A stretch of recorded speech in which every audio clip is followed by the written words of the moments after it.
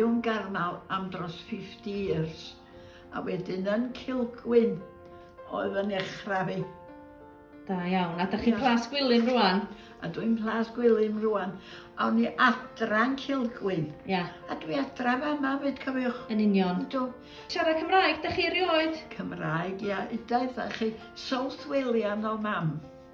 Yn had o ben y groes ma. Eis i'r ysgol, 4 oed. A mi ges i slap ar yn llaw am siarad Cymraeg ac siarad Cymraeg. Mam o'n i yde, Tebe. Ia. Dan stair amdan y grisia. O, do'n i'm yn gwybod bod fi wrong. A mi eis i adra dweud, a dyma'n had yn dweud, ar lle ges ti slap ar y law fanna. A dyma fo'n gwylltio, dyma fo'n troi ata ni. Oedden ni 4 o blant a mam yna. Does na ddim gair o Gymraeg yn y tŷ yma o hyn allan. Da chi'n siarad Saesneg i gyd. O'n i'n gwybod beth oedd o feddwl o dweud y gwir yn 4 oed. O'n i'n mi fod, mae'n siŵr na go. A dyma fo'n dweud, allan efo'r plant. Ywch chi siarad Cymraeg fel da chi'n medru a fel da chi isio. Ond mae rhaid i Morfydd gael dysgu Cymraeg iawn. Dydy yn cael slap eto. A mi nes i chwarae fo'r plant a mi codi isio'r finion. A da chi siarad Cymraeg bob dydd efo pob o fama? Yndw, yndw.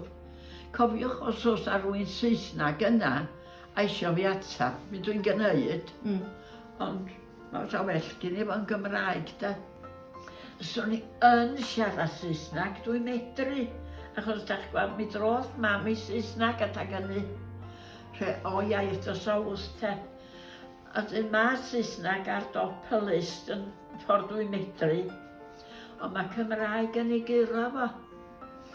Ond dwi'n yn gwybod swn i mama dydwch a mama'n bob man yn Saesneg.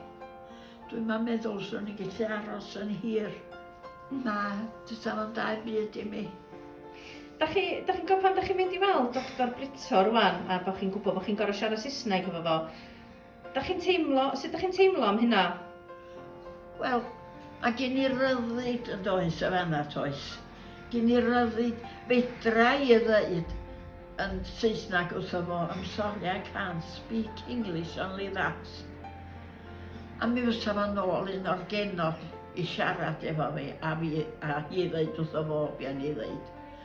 Ond dwi'n angen hynny. Fedra i siarad Saesneg dros da fy hun. Ond dwi'n gwybod, diolch yn gartrefol chi. Na, gyda diolch yn gartrefol da.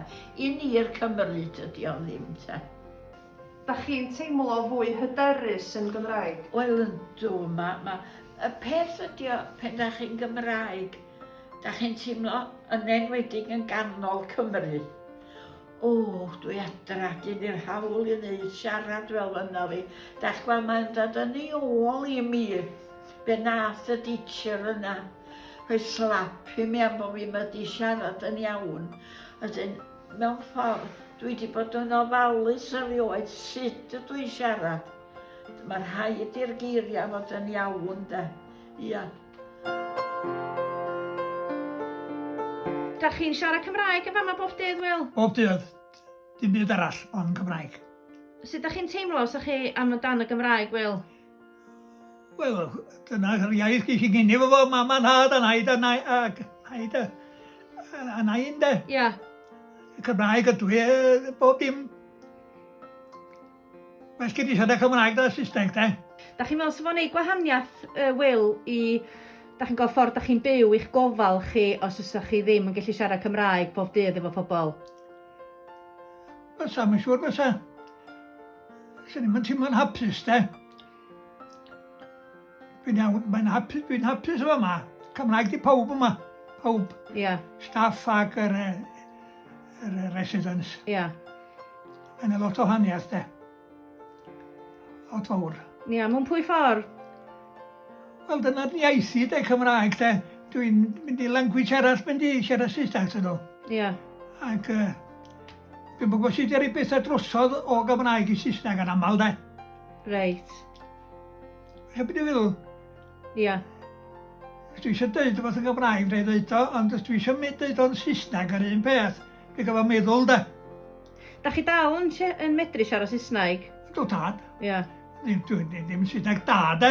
Ond, edrych o mewn i citio, de. Ia.